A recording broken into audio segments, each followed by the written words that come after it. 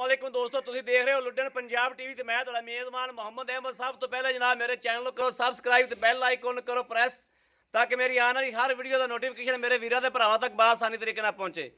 जनाब अज वीरां वास्ते हमेशा कोशिश करी दी है सोहना सुथरा जानवर लैके आइए। अज भी आदे वीरां वास्ते जनाब सोहना सुथरा वैड़ा लैके हाजिर होया जनाब।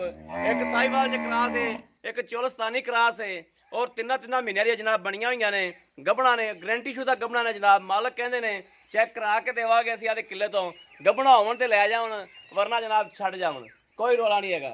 आ जनाब एक नंबर आई वैड़ साहिवाल च क्रास है जनाब। मेरा कैमरामैन तसलियां करा रहा है जनाब। चार फेरों तसलियां करावांगे, छड्ड के भी टोरांगे, टोरा फेरा भी विखावांगे वैड़ दा। बाकी थना शना दी भी हर शह की तसली करावांगे इंशाअल्लाह अल्लाह मेरे हुक्म नाल। ए जनाब इन्हां दी मावां मूवां बाहर बजी ने डंगर, ये छड़ा के जनाब अंदर कराइयां ने कि अंदर वीडियो बनाइए। ए तां वास्ते जनाब ऐसे के छाला ते भुड़क रही ने कि खरे की हुंदा पिया साडे नाल। कोई डॉक्टर आए खलोते ने सानू जनाब टीके शीके लाऊ ने, वैड़ा खलोतियां डरियां। बाकी मेरे वीर वेखदे पे ने ठीक ठाक छली पुट्टियां खलोतियां ने। हर कैमरा थोड़ा दूर रखी मैं तो चाह ते मारने हर चीज़ मेरे वीर वेखदे पे ने। कोई चीज़ अखा दोजल नहीं, इन्हों का कद काठ, इन्हों की लाम शाम हर चीज़ जनाब नज़र के सामने है। कोई चीज़ नज़र दोजल नहीं जनाब। तसलियां करा लिया कि वीरां नूं भरावां नूं। बाकी लैने देने नसीब होणगे, लैनियां जनाब उन्हें ने जिन्हें नसीबां च होणगियां। ऐ मेरे वीर वेखदे पे ने वाना शाना भी माशाअल्लाह ठीक ठाक छली पुट्टी खड़ियां वैड़ा। बड़ा छड़ के टोरी चाचा जी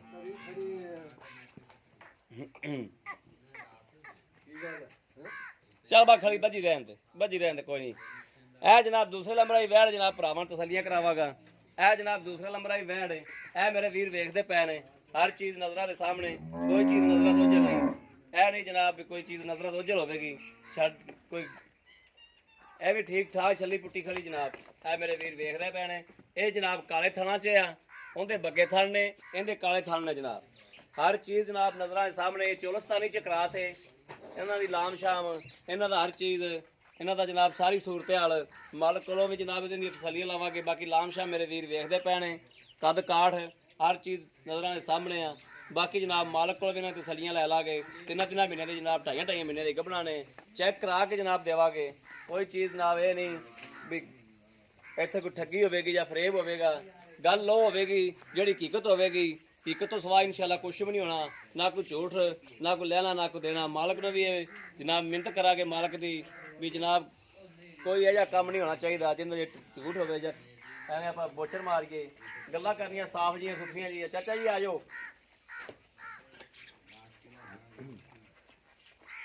अस्सलाम वालेकुम जी। चाचा जी की हाल है? ठीक है जी। चाचा जी की नाम है अपना? लियाकत अली। चाचा लियाकत। गल्लां करनियां साफ ते सुथरियां ते सीधियां गल्लां जिंदे च आपां नूं गल एठी देनी एठी ना आवे। ठीक है जी। पहले नंबर ते जनाब चाचा आप यह गल करनी है ਜਿਹੜੀ अपनी एक नंबर आई वैड़ जी गोरिया विखाई फुड़की जाती छाला मारी जाती बाहरों जी छड़ के भले आंदियां ने, इहदा सही सही ना मानदारी ना मां के दुध का टारगेट दसना भी ਇਹਦਾ ਦੁੱਧ ਮਾਂ ਕਿੰਨਾ ਕਰਦੀ। ਇਹਦਾ ਮਾਂ ਜਿਹੜੀ ਇਹਦੀ ਦੁੱਧ ਦਿੰਦੀ ਆ, ਅਸੀਂ ਵੰਡਾ ਵੁੰਡਾ ਕਦੇ ਨਹੀਂ ਪਾਉਂਦੇ। ਹਾਂ ਬਗੈਰ ਵੰਡੇ ਤੋਂ ਅਸੀਂ 10 ਕਿਲੋ ਡੰਗ ਦਾ ਦੁੱਧ ਚੋਣੇ। 10 ਕਿਲੋ ਨਾ ਲਾਓ 8 ਕਿਲੋ ਪੱਕਾ ਹੋਵੇਗਾ ਠੰਡਾ ਕਰਕੇ। ਹਾਂਜੀ ਪੱਕਾ।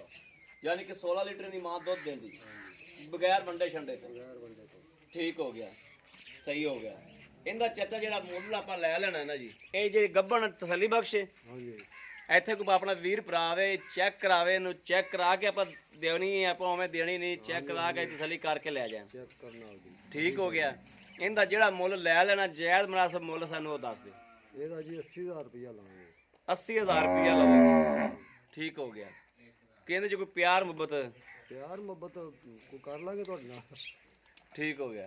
ਇਹ ਜਿਹੜੀ ਦੂਸਰੇ ਨੰਬਰ ਆਈ ਵੈੜ ਹੈ ਇਹਦੀ ਵੀ ਵਾਲੀ ਇਮਾਨਦਾਰੀ ਨਾਲ ਦੱਸ ਦੇਣਾ ਕਿ ਇਹਦੀ ਮਾਂ ਦੁੱਧ ਕਿੰਨਾ। ਇੰਨਾ ਹੀ ਦੁੱਧ ਇਹਦੀ ਮਾਂ ਦਿੰਦੀ, ਇਹ ਵੀ ਕੋਈ ਚੀਜ਼ ਦਾ ਦੋ 10 ਤੋਂ 12 ਲੀਟਰ। यानी कि ठंडा ठंड ज़्यादा ना लाओ, ठंडा करके 16 लीटर की मां थले दुध होगा। ठीक हो गया। की ख्याल ये भी उन्हें करेगी? ਉਹਨਾਂ ਕਰੇਗੀ। ठीक हो गया। ते इनदा भी तसल्ली बख्श गब्बन है। ਬਿਲਕੁਲ ਇਹ ਵੀ ਤਸੱਲੀ ਬਖਸ਼। ये किन्नी देर दी गब्बन है? ਉਨੀ ਦੇਰ ਦੀ 2 ਤੋਂ 2.5 ਮਹੀਨੇ ਦੀ ਕਰ। ਗੱਬਣ ਹੈਗੀ 2.5 ਮਹੀਨੇ ਯਾਨੀ ਕਿ ਇਹ ਵੀ ਆਪਾਂ ਚੈੱਕ ਕਰਾ ਕੇ ਦੇ ਸਕਦੇ। ਹਾਂਜੀ ਚੈੱਕ ਕਰਾ ਠੀਕ, ਕੋਈ ਮੇਰਾ ਵੀਰ ਭਰਾ ਲੈਣਾ ਚਾਹਵੇ ਤੇ ਚੈੱਕ ਕਰਾ ਕੇ ਤਸੱਲੀ ਕਰਾ ਕੇ ਫਿਰ ਦੇਵਾਂਗੇ। ਬਿਲਕੁਲ ਇਹਦਾ ਜਿਹੜਾ ਜਾਇਜ਼ ਮੁਨਾਸਬ ਮੁੱਲ ਹੈ ਉਹ ਵੀ ਦੱਸ ਦਿਓ। ਇਹ ਜੀ 80 ਹਜ਼ਾਰ ਚ ਦੋਵੇਂ ਦੇਣੀਆਂ।